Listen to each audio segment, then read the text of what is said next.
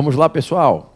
Vamos ao bloco número 2 e vamos ao nosso segundo caso concreto para que treinemos a identificação da peça processual e mergulhemos também na questão de mérito. Ok? Joga na tela o caso 2. Me coloca pequeno aqui embaixo. A entidade de classe de âmbito nacional beta contrata seus serviços advocatícios para ajuizamento de ação de processo objetivo, ação de processo objetivo, ADI, ADO, ADC ou ADPF. Já matou aqui, já excluiu todas as ações de processo subjetivo. Mandado de segurança, ação ulatória, ação conciliatória, ação repetitória, ação declaratória, já excluiu todas.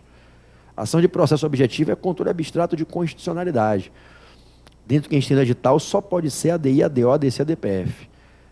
A entidade de classe de âmbito nacional beta contrata seus serviços advocatícios para ajuizamento de ação de processo objetivo, que permita impugnar no âmbito do controle abstrato de constitucionalidade das leis, a lei X do município Y, gente, acabou, lei municipal da federação, a qual estabeleceu a incidência do ISS sobre todo e qualquer serviço prestado para o exterior e majorou as alíquotas do ISS para 10% em certos contratos de prestação de serviços, determinando a aplicação da nova alíquota imediatamente sobre as prestações de serviços que viesse a se realizar a partir da data da publicação da lei. Olha a historinha. O município Y fez uma lei X, aí ele vai dizer o conteúdo da lei. Quando o enunciado dá o conteúdo da lei, o que é que a lei fez? É aqui que está o mérito. É você prestar atenção no conteúdo do ato que o examinador narra no enunciado da questão, que é o ato praticado.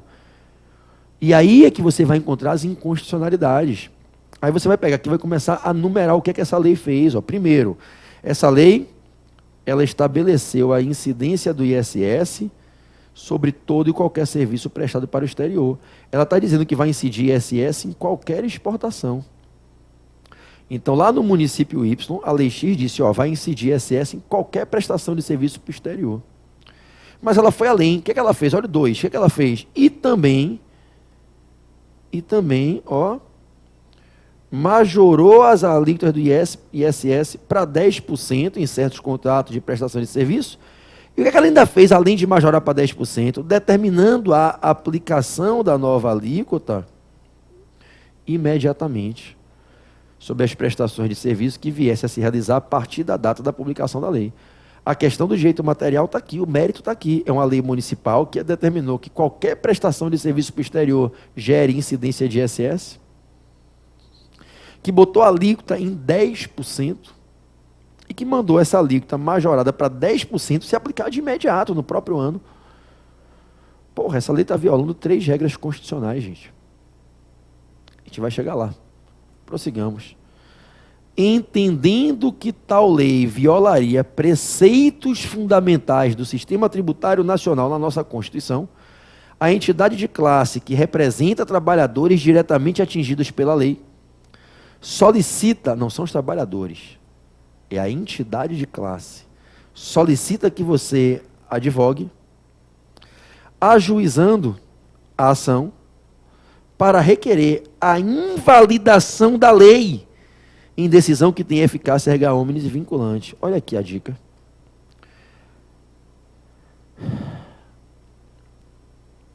Ajuizando a ação para requerer a invalidação da lei em decisão que tenha eficácia erga omnes, aqui está erga imensa, erga omnes, vamos corrigir isso aqui, joga essa imagem cheia para mim rapidamente.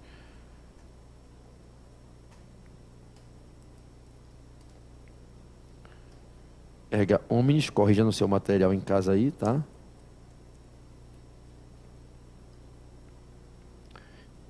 E vinculante. Então vamos de novo? Entendendo que tal lei violaria preceitos fundamentais do sistema tributário nacional na nossa Constituição, a entidade de classe que representa trabalhadores diretamente atingidos pela lei solicita que você advogue, ajuizando a ação... Deixa eu pegar aqui o piloto. Vamos lá. Ajuizando Ação para requerer a invalidação da lei, em decisão que tenha eficácia erga omnes e vinculante. Redige a peça processual adequada para alcançar o fim pretendido pelo seu cliente, requerendo medida judicial imediata para suspender de plano, a medida cautelar, né? A aplicação da lei até o resultado final do processo, bem como seu afastamento em definitivo com a procedência da ação e a presença de fundamentos jurídicos adequados para demonstrar a incompatibilidade da lei com a Constituição. Bom, de cara, para demonstrar a incompatibilidade da lei com a Constituição, para pedir o afastamento definitivo da lei, para requerer a invalidação da lei, pode ser uma ADC, gente? A ADC, Ação Declaratória de Constitucionalidade, se ajuda para requerer o quê? Que se declare que a lei é válida, que ela é constitucional, que ela tenha a sua manutenção assegurada, que ela continue se aplicando, que ela não seja retirada do mundo jurídico. Não pode ser ADC para pedir que declare a lei inconstitucional, incompatível com a Constituição, lesiva, violadora de preceitos fundamentais constitucionais. Poderia ser ADO aqui? Não. Por que não é ADO? Eu não estou diante de uma omissão.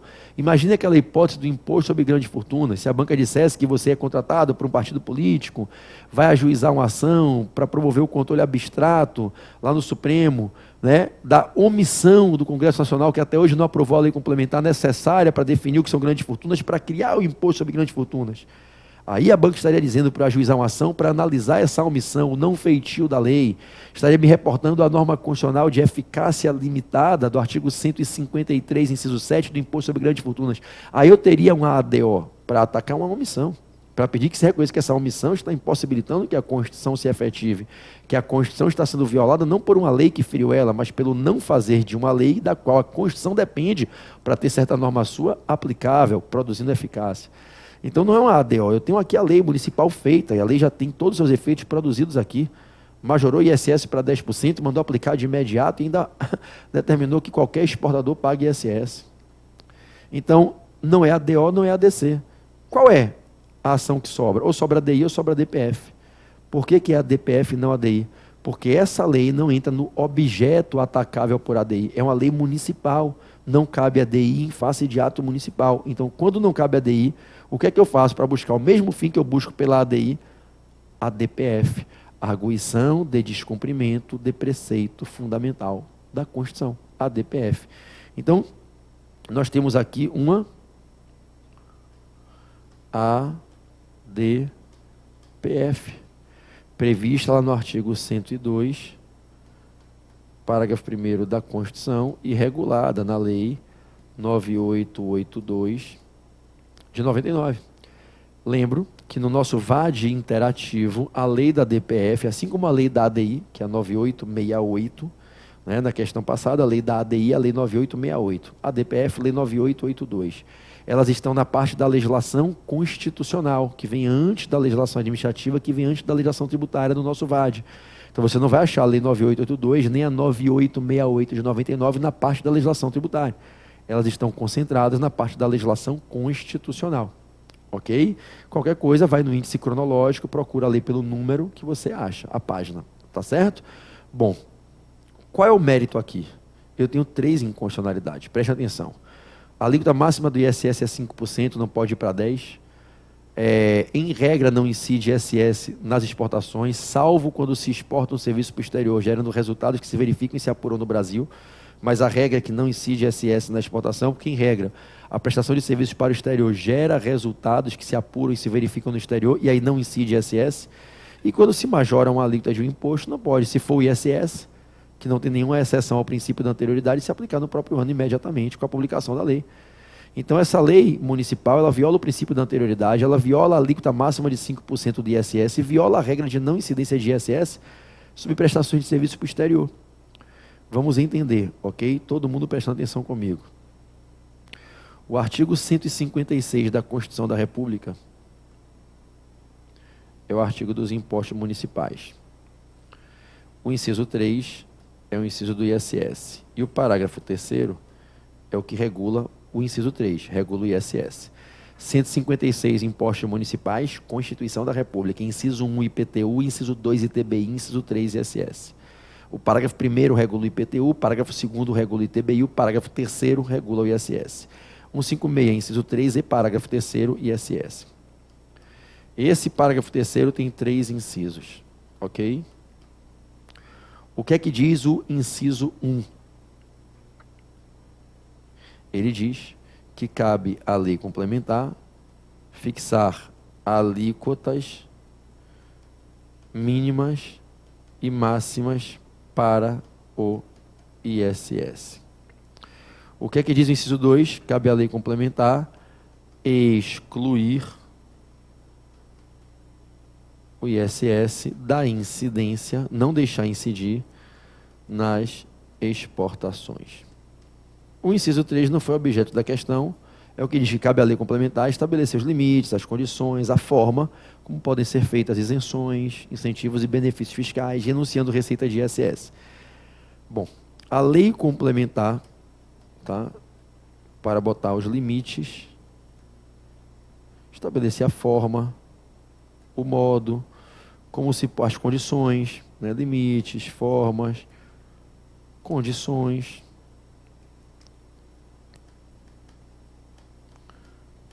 dentro das quais se podem dar isenções e demais incentivos e benefícios fiscais de ISS. Esses 3 incisos já foram regulados na Lei Complementar 116, okay, que está aí no seu VAD e é o nosso Estatuto Nacional do ISS. A Lei Complementar 116, ela vai estabelecer as alíquotas mínimas e máximas do ISS no artigo 8º e artigo 8º, dígito A, 8 dígito A, da Lei Complementar 116 de 2003. O artigo 8º diz que a alíquota máxima é 5%, o artigo 8º, dígito A, ensina que a alíquota mínima é 2%, com exceção de apenas 3 serviços. Ok? Bom, o artigo 2º, inciso 1,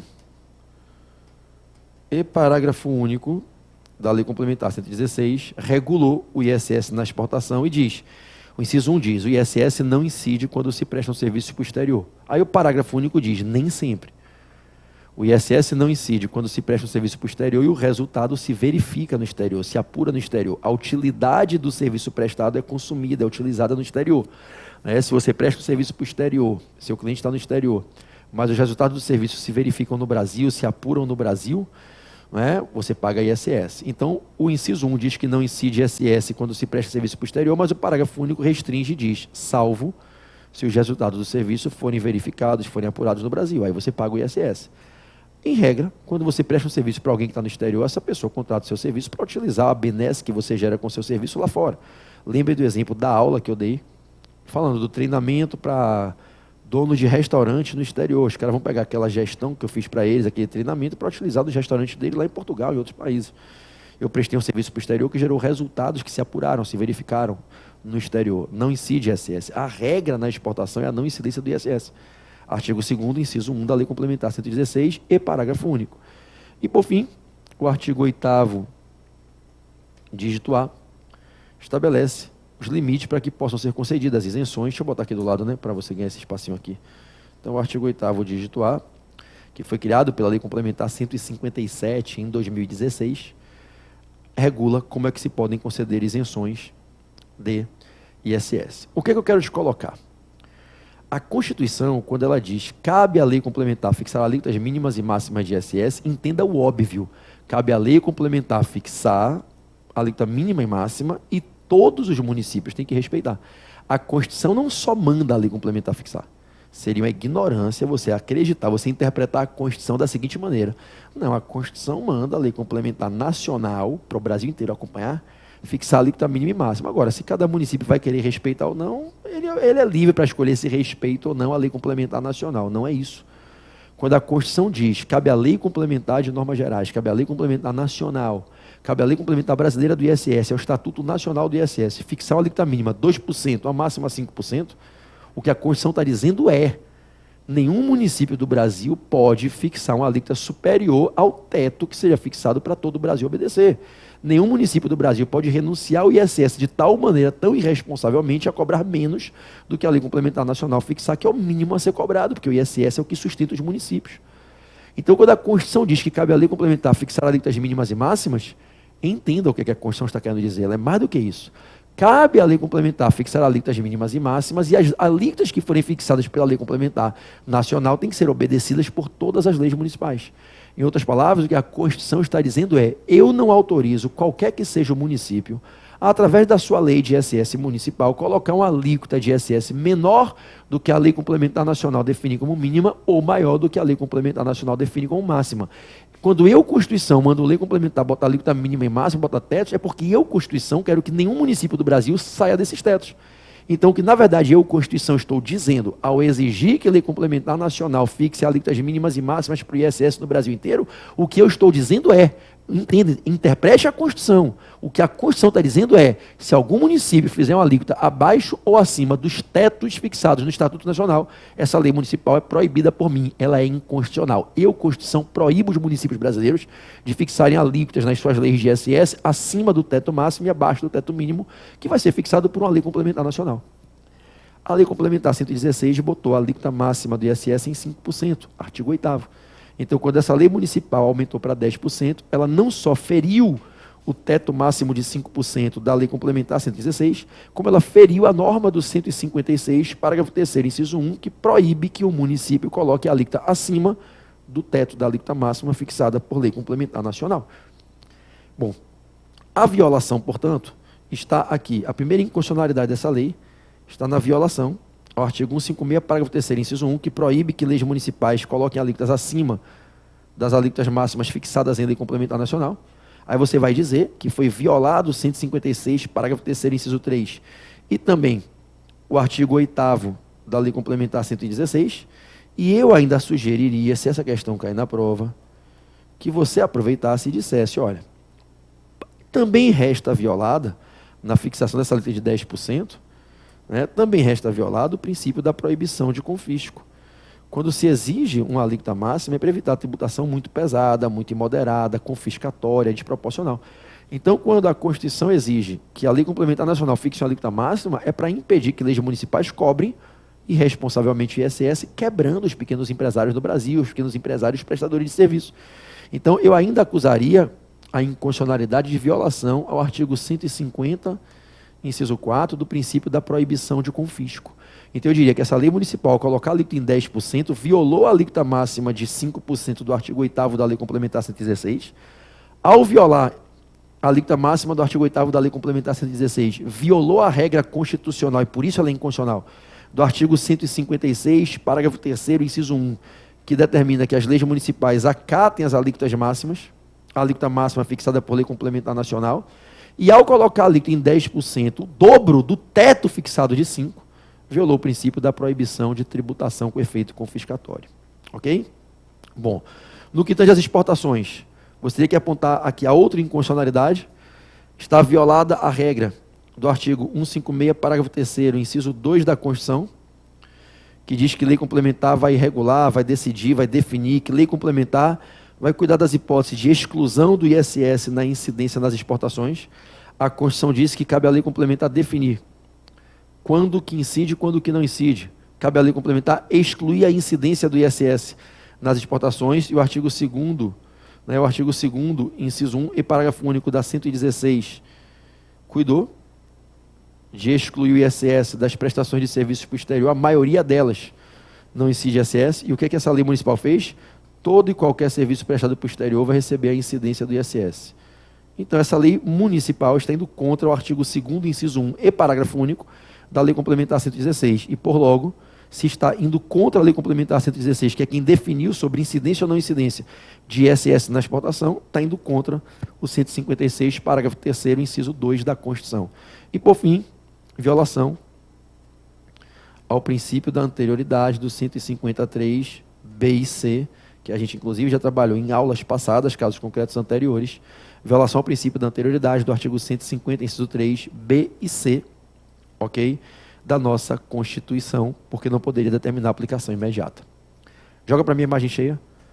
Nesse caso, você teria uma petição inicial para ajuizar um ADPF para atacar essa lei municipal e pedir ao Supremo que invalide essa lei municipal, retire ela do mundo jurídico por reconhecer, declarar que ela é incompatível com preceitos fundamentais constitucionais, declarar a inconstitucionalidade. Deveria pedir liminarmente ali, uma liminar, uma tutela provisória, uma medida cautelar para já suspender essa lei imediatamente até o final, até o julgamento de mérito, que essa liminar, que essa medida cautelar se convertesse em uma decisão definitiva com a procedência da ação, e os fundamentos jurídicos para que essa DPF seja julgada procedente no Supremo e então seja proferida a decisão com eficácia erga omnes, vinculante, invalidando e retirando essa lei do mundo jurídico em definitivo, os fundamentos seriam essa lei inconstitucional, por violar o princípio da anterioridade, o princípio do não confisco, por violar a regra constitucional que determina que as leis municipais de ISS obedeçam à alíquota máxima fixada em lei complementar nacional, e essa lei violou a alíquota máxima de 5% do artigo 8º da lei complementar 116, e essa lei também é inconstitucional porque ela determina a incidência de ISS sobre toda e qualquer prestação de serviço posterior, violando, portanto, a regra do artigo 2º, inciso 1 e parágrafo único da lei complementar 116, que diz que, em regra, não incide ISS quando se presta serviço posterior, e essa regra é ordenada pelo artigo 156, parágrafo 3º, inciso 2 da Constituição. O 156, parágrafo 3º, inciso 2, diz que cabe à lei complementar excluir o ISS da incidência da exportação.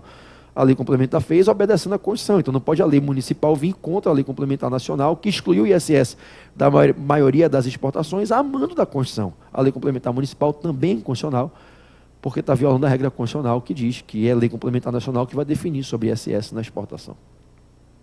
Ok? Matamos a DPF, controle abstrato de constitucionalidade, com ISS. Vamos para um terceiro bloco, para o nosso terceiro caso concreto de hoje.